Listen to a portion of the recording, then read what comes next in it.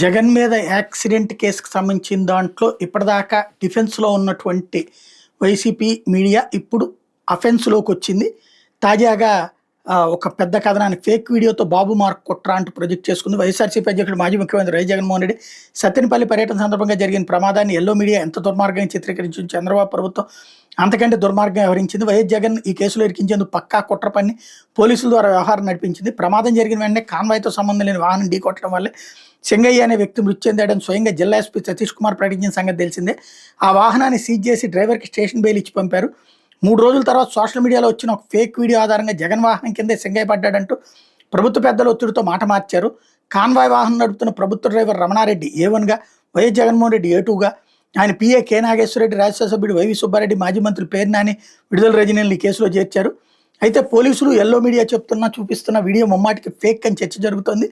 మామూలు ఫార్చునర్ వాహనం 2 టన్నులు ఉంటుంది. అదే బుల్లెట్ ప్రూఫ్ వాహనం అయితే 3.5 టన్నులు బరువు ఉంటుంది.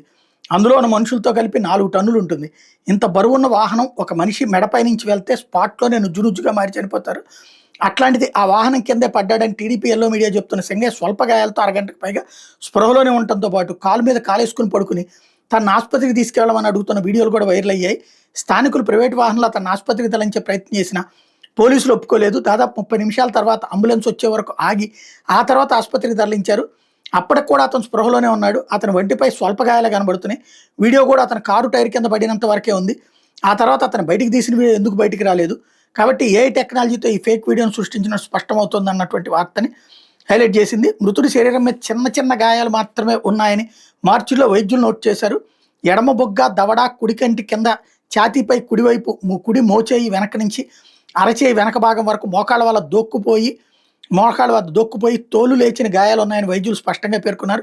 ఇంత చిన్న గాయాలు ఉన్నప్పుడు అతను అదే రోజు చనిపోయే అవకాశం లేదని, సింగయ్య వంటిపై చిన్న గాయాలు మాత్రం ఉన్నాయని ప్రత్యక్ష సాక్షి హైకోర్టు న్యాయవాది కోటేష్ మీడియాకు వెల్లడించిన సంగతి తెలిసి దీన్ని బట్టి ఇది కుట్రను స్పష్టంగా తెలుస్తుంది అన్నటువంటి వార్తని హైలైట్ చేసింది.